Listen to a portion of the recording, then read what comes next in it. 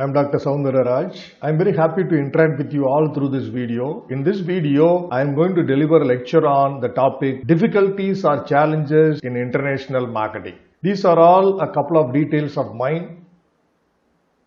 After you watch the full video, if you find the video useful to you, give a like to the video. Do subscribe my channel and enable notification to get the notifications of my future videos. Let's get into the topic. Difficulties in international marketing. The first difficulty presented here is difference in consumers' taste and preferences. Obviously, you can't expect the consumers around the world to have common taste and preference towards a given product. Their preference and taste will be greatly influenced by the climate conditions, food habits, literacy level of economic development, and the culture to which they belong.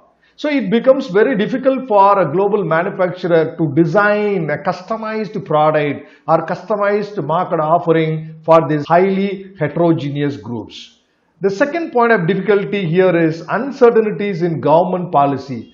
If the government of importing nation or exporting nation is unstable, then there may be uncertainty regarding tariff rates, import regulations like import license, quota, permit, export regulations, etc. So the importing or exporting firm cannot make long-term plans regarding international marketing, especially when they deal with the countries where the governments are unstable. It includes the governments of their home country as well. So government may impose ban on import or export of certain goods based on their political ideology. Similarly, packaging norms may also be changed. This is another point of issue with regard to uncertainties in government policy. The relation between home nation and host nation may turn hostile, leading to stoppage of trade between these two nations. The third difficulty of international marketing is bureaucratic hurdles. International marketing involves excessive documentation. The bureaucrats of both the home country and the host country create unnecessary hurdles in getting the documents cleared. It happens in the cases of a few countries in the global village.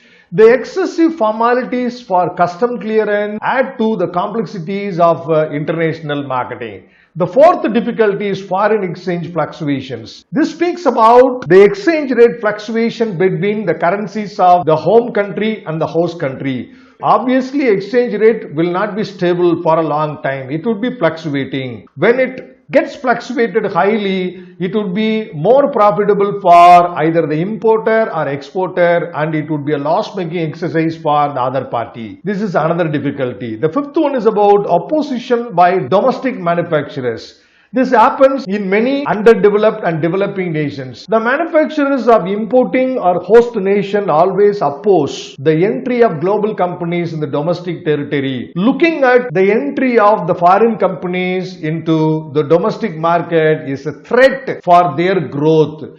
The giant companies from the developed nations may come and destroy the markets created by the domestic companies. This is what the notion of domestic companies, which strongly oppose the entry of giant companies from other country market. That's what about the idea. Then the next one is about technological piracy. In some nations, the Patent Act is not strictly implemented. This really leads to piracy of foreign technology and duplicate foreign goods.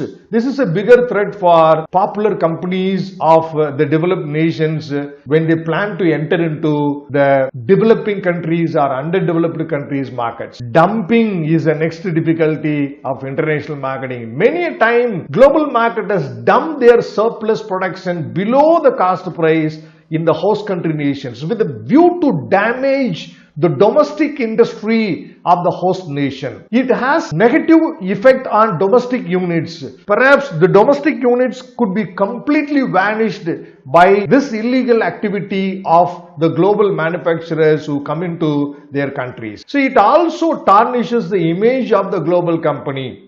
And the next difficulty is corruption. In many countries of the world, corruption is dominating. It is not a big surprise for people of the world. Therefore, when companies from other countries want to enter into the markets of the countries where corruption is a dominating factor, they find it very difficult to satisfy the politicians and the bureaucrats in the illegal way to get the things done for their company to enter into such markets. This is a bigger issue.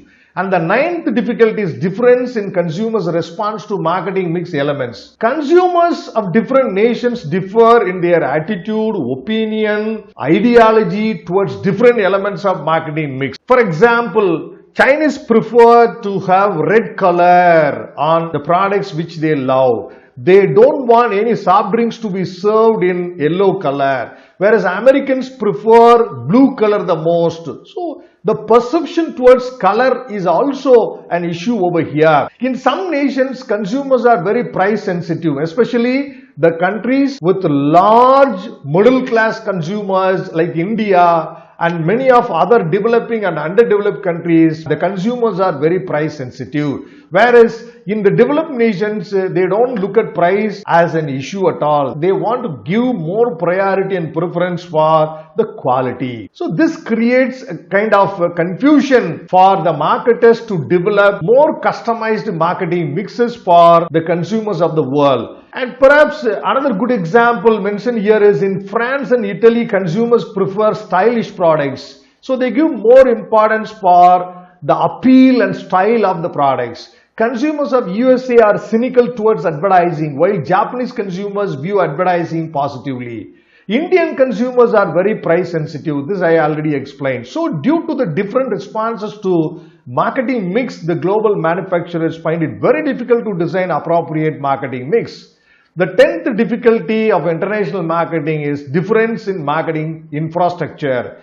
The basic marketing infrastructure may differ from country to country, which makes the implementation of the same marketing strategy difficult in different nations. For example, channel of distribution, retail practices, media availability and media cost all vary significantly among various nations. With regard to India, the intensity of retailing is very high. The same you can evidence with Indonesia, which is fourth largest middle class market of the world. And therefore, you can't expect the same level of intensity of retailing in other nations as well. This creates a kind of confusion among the marketers to customize even the distribution channels which they would like to follow for distributing their market offers. Foreign companies have literally struggled for years to get entry into Japan's rigid distribution system that has restricted the penetration of foreign goods in Japan. So these are all the important difficulties of international marketing the marketers face when they decide to enter into the international and global markets. I hope I have done my lecture up to your level of satisfaction. Thanks for watching this video.